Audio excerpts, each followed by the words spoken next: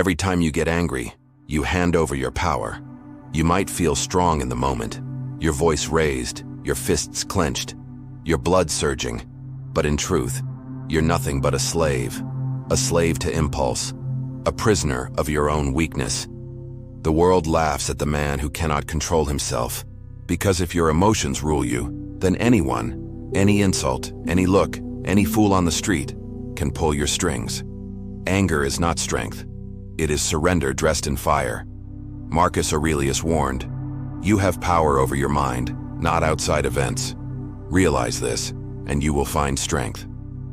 Every outburst proves you've forgotten this law. Think about it. A single word from another person can ruin your entire day.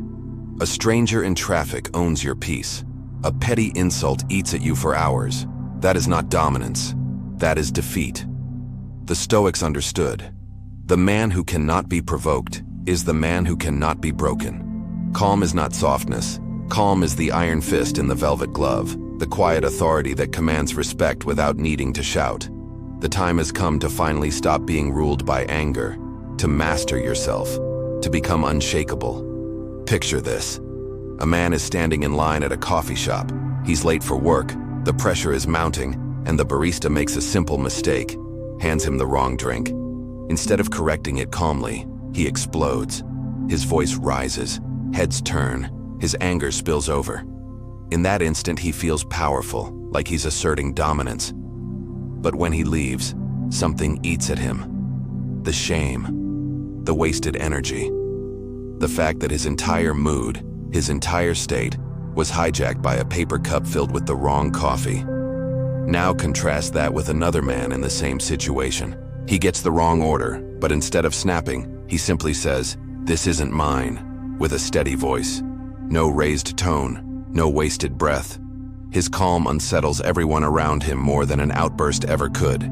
Because it's rare, because it's powerful, because self-control is the rarest weapon in the world. You've seen this play out in your own life. Someone cuts you off in traffic, and before you know it, you've given them your entire morning. A coworker makes a snide comment, and suddenly they own your thoughts for hours. But here's the truth the Stoics knew. The moment you react, you hand over your strength. The moment you stay still, you reveal your dominance. Calm is not passive. Calm is a blade honed sharp by discipline. The man who doesn't rise to provocation, he's not weak, he's untouchable. Anger is the easiest trap for a human being to fall into. It demands no discipline, no training, no wisdom. A child can rage, a fool can lash out. But to remain calm, unyielding, unprovoked, that is the work of a philosopher, a strategist, a warrior. The Stoics understood this long before the modern world began spiraling into chaos. Marcus Aurelius, Emperor of Rome, commanded legions, faced betrayal, and endured endless crises. Yet in his meditations he wrote, "You have power over your mind, not outside events. Realize this, and you will find strength." What Marcus reveals here is simple, but brutal. The moment you let another person's past actions dictate your emotions, you've surrendered sovereignty over your life. Anger is nothing more than slavery disguised as strength. Seneca went further. In his essay on anger, he described it as a brief madness. He knew that when a man lets his temper dictate his moves, he becomes unpredictable, not in the way that inspires fear, but in the way that inspires pity. He's lost, tossed about by every provocation. Seneca's warning is surgical. If you can be made angry, you can be controlled. And then comes Epictetus, the former slave turned philosopher. He declared, "When someone irritates you, realize that it is your own opinion that has upset you. Not the insult, not the driver cutting you off, not the barista with the wrong order, but your judgment of those events." This is a terrifying revelation, because it means the blame rests not on the world, but on yourself. Yet it's also liberating, because if the problem is internal, so is the solution. The Stoics never told men to suppress emotion by force, nor to pretend slights don't sting. Instead, they gave us a path to recognize the space between event and reaction. In that space, calm is forged. Self-mastery is born. To stay calm is not to be detached from reality. It is to dominate reality, because every second spent in rage is a second lost to someone else's agenda. But every second of silence, of control, of deliberate non-reaction pulls the world into your orbit. Calm is not weakness. Calm is war strategy. It unsettles enemies, it earns respect, and most importantly, it keeps your mind intact when others are crumbling. Marcus Aurelius ruled an empire, Seneca counseled emperors, and Epictetus, born a slave, taught kings how to think. All three point toward the same iron law. The man who cannot be provoked cannot be defeated. And if you want to live untouchable, if you want to stop being tossed around by the petty storms of weak men, you must train yourself in this law until calm is no longer a choice but a way of being. Stop letting the world dictate your emotions. Stop handing over your peace like it's cheap currency. If you can be provoked, you can be controlled. If you can be baited, you can be broken. The Stoic answer is not passivity, it's ruthless control. Here are 5 unapologetic tactics to forge yourself into a man who cannot be rattled. 1. Kill the immediate reaction. When someone offends you, your body wants to explode. Clenched fists, sharp words, boiling blood. That's the slave response. Instead, practice the pause.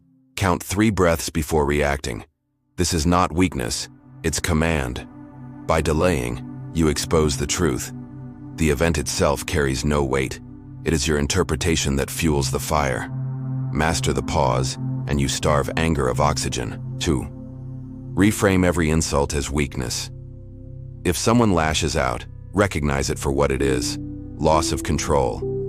Marcus Aurelius said, "The best revenge is not to be like your enemy." When a man insults you, he reveals his lack of discipline. Train yourself to see insults not as attacks, but as confessions of weakness. Once you adopt this lens, anger dies instantly. It transforms into pity, even amusement. 3. Run mental rehearsals of chaos. Don't wait for the storm to hit. Train in it daily. Seneca recommended premeditatio malorum, imagining hardship before it arrives. Each morning, tell yourself, "Today I will meet with arrogance, stupidity, betrayal, and ingratitude." When it happens, you won't be shocked. You'll be ready.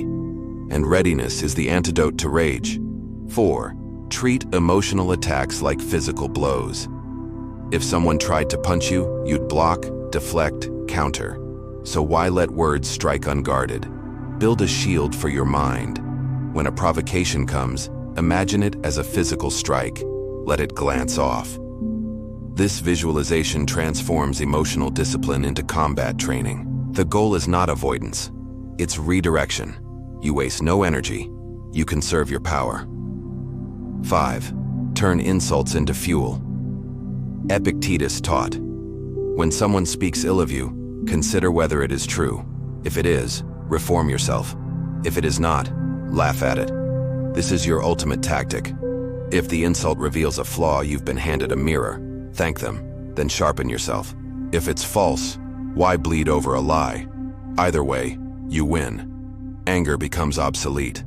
These 5 tactics are not about playing nice or pretending the world is kind. They are about becoming untouchable, no longer a puppet jerked by other people's strings. Imagine walking through life unprovoked, unmoved, unshaken. That is not detachment. That is dominance. Because the man who cannot be bothered is the man who cannot be broken. You've been told your whole life to control your temper, but no one ever gave you the weapons to actually do it. The truth is, most men are weak because they're slaves to their emotions. They explode when triggered, collapse when criticized, and hand over their peace to the first fool who provokes them. That ends here. The Stoics didn't just preach calm, they forged it like steel. They knew that the man who cannot be angered cannot be controlled. And that is the invitation in front of you now, to stop bleeding your power away in pointless rage and instead claim the unshakable fortress of your own mind. Imagine yourself walking into a room where people try to provoke you, gossip about you, laugh at you. But you don't flinch. Their words bounce off like dull blades against iron. You're calm, focused, unshaken. That's not arrogance, that's freedom, that's strength. That's the inner citadel the Stoics built, and it's waiting for you to step inside. So here's the challenge. Don't just nod along. Don't just listen. Act. Train. Forge. Every day, hammer one of these tactics into your routine until it becomes bone deep. Because life isn't waiting, and the world isn't slowing down. If you're ready to sharpen your mind, if you're ready to live with fire in your chest and calm in your eyes, then join us. Subscribe to Timeless Stoic Mind. Share this with the ones who are ready to rise, and leave a comment below. I will not be provoked. This is more than a video. This is a movement, and it starts with you.